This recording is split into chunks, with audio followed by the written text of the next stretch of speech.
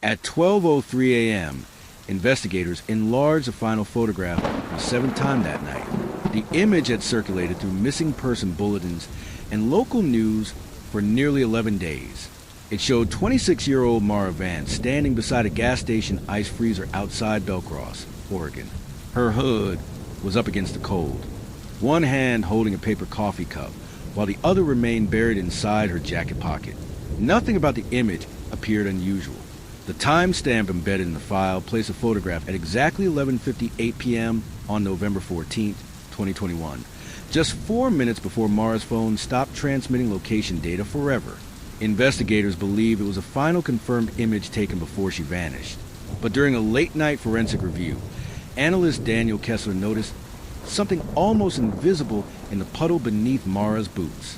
Reflected in the water was a glowing roadside sign displaying a temperature reading of 41 degrees. Official weather records showed Belcross had dropped below freezing hours earlier and never climbed above 28 degrees that night. The puddle should have been ice. The sign should not have read 41.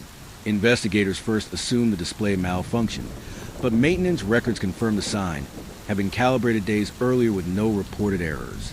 Suddenly, detectives faced a terrifying possibility. The final photograph might not have been taken on the night everyone believed.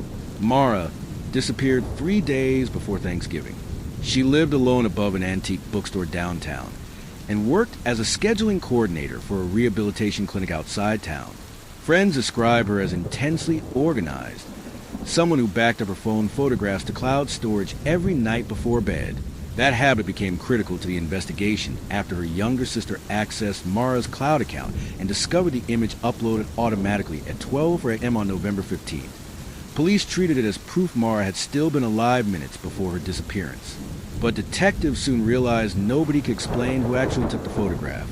Mara's arm angle appeared wrong for a selfie, and forensic depth analysis suggested the camera stood nearly 6 feet away from her position. Someone else had likely been there. The first major contradiction came from an amateur astronomy forum. A user noticed the moon visible above Mara's shoulder did not match the lunar phase from November 14th. Astronomical records showed the moon that night was only a thin crescent, yet the image displayed a bright three-quarter moon.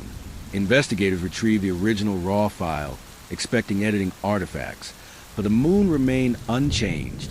The image itself had not been altered, only the timeline had. State forensic analysts examined the EXIF metadata embedded inside the file. GPS coordinates matched the gas station, and the device matched Mara's iPhone 12 Pro. But one internal timestamp differed from the others by exactly 72 hours.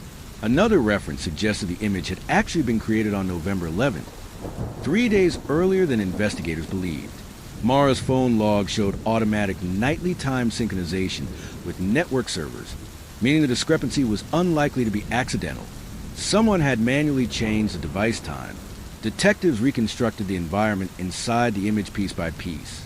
Weather records confirmed rainfall on November 11th, but not on November 14th.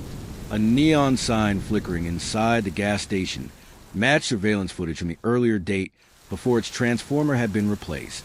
Behind Mara Subaru sat a Baker delivery van whose GPS records prove it only traveled through Belcross on Thursday nights. November 11th had been a Thursday. November 14th had been a Sunday. The timeline collapsed completely when investigators analyzed a coffee cup in Mara's hand. The seasonal design printed on the cup had been recalled and removed from the station 2 days before November 14th due to a manufacturing defect. The cup physically could not have been there that night. Investigators subpoenaed cloud synchronization records and discovered the image had existed on Mara's phone for nearly 72 hours before finally uploading after midnight on November 15th. Her phone briefly connected to a private Wi-Fi network outside Belcross for less than a minute, long enough to upload a single image before disappearing forever. That network belonged to a rental property connected to Mara's ex-boyfriend, Nolan Pierce. Detectives then reviewed traffic cameras and realized Mara Subaru had only been seen entering Belcross on November 11th. There were no confirmed sightings on November 14th at all. The photograph had created an entirely false survival timeline.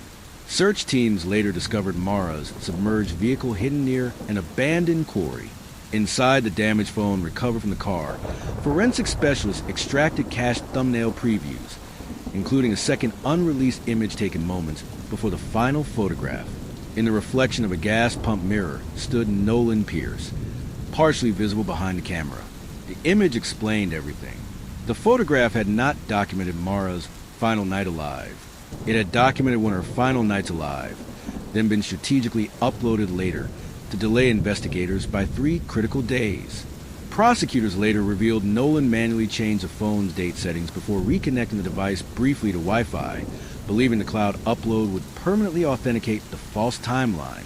For several days, it did, until investigators realized reality inside the image contradicted reality outside it. One overlooked detail after another: the weather, the moon phase, the recalled coffee cup, the delivery van, the Wi-Fi logs shattered the deception completely. In the end, the photograph did solve Mara Vance's case, just not for the reasons anyone expected. It did not reveal where she disappeared. It revealed when, and once investigators corrected the timeline, every other lie collapsed beside it. The picture captured a moment in time, just not the one everyone believed